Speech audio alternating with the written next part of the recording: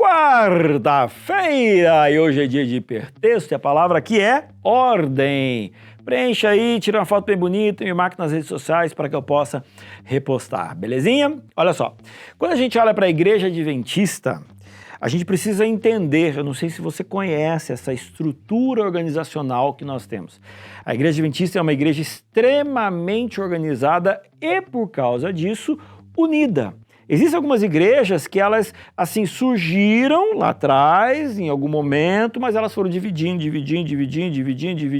Algumas delas até mesmo guardam uma parte desse nome no seu nome principal, mas elas têm estruturas completamente diferentes. Existem algumas outras igrejas que elas são, assim, locais. Então tem essa igreja que é muito grande, 2.000 membros, 3.000 membros, 4.000 membros, mas ela só tem aqui. Ela não tem em outra cidade, em outro estado, em outro país, é um movimento local. A Igreja Adventista, o Sétimo Dia, é uma igreja mundial.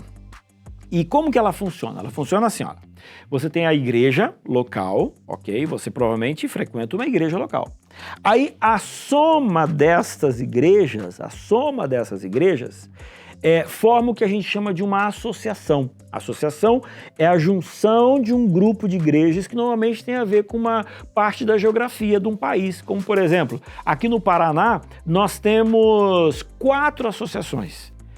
No Rio Grande do Sul, nós temos 3 associações. Em Santa Catarina, nós temos 2 associações. Metade do estado para um, metade do estado para o outro. Aí, uma junção de associações, nós temos o que se forma uma união. No caso, eu trabalho na União Sul Brasileira, que é o escritório da Igreja Adventista que cuida dos 3 estados do sul do país, Paraná, Santa Catarina e Rio Grande do Sul. Então nós temos algumas uniões aqui no Brasil. Por exemplo, nós temos a União Sul, que eu já falei, nós temos a União Central Brasileira, que é em São Paulo, nós temos a União Centro-Oeste Brasileira, que é o pessoal ali do Distrito Federal, Goiás, Tocantins e Mato Grosso, ok? Mato Grosso do Sul também. Então, e assim a gente vai tendo as várias uniões do Brasil.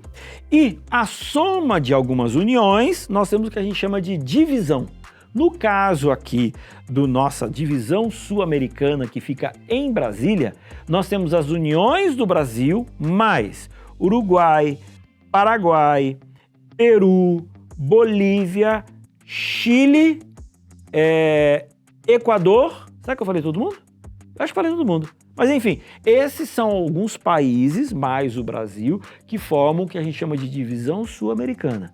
E a soma de todas as divisões no mundo, então nós temos um escritório que gerencia a Igreja Adventista Sétimo Dia no mundo inteiro, que fica ali na região de Washington, nos Estados Unidos. Então a coisa é bem organizada. Por quê?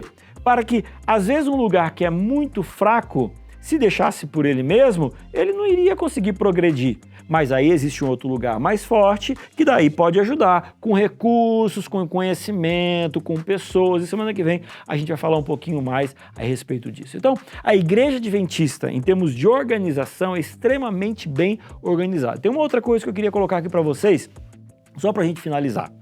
A parte legal da Igreja Adventista, ela é muito séria. Nós temos vários níveis de auditoria. Para quê? Para fazer as coisas certas. Aí você fala assim, não, porque eu conheci a história de um pastor que fez isso, que fez aquilo. Gente, enquanto nós tivermos pecado, em qualquer tipo de instituição, nós vamos ter pessoas que vão fazer coisas erradas.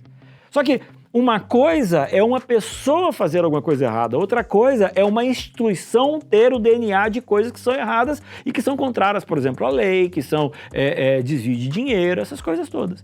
A Igreja Adventista, eventualmente, descobre pessoas que fizeram algo errado aqui, pessoas que desviaram o dinheiro ali, mas a punição dessas pessoas, ela é exemplar. Para quê? Para que as pessoas percebam de que a Igreja Adventista é uma instituição séria. Então, por que eu estou falando isso? Acho que vale a pena, né? A gente analisar a história da Igreja Adventista e analisar quem nós somos hoje e ficar feliz, sabe, aquele santo orgulho que fazemos parte de um movimento sério, de um movimento que é um movimento profético. Amanhã a gente continua a nossa conversa.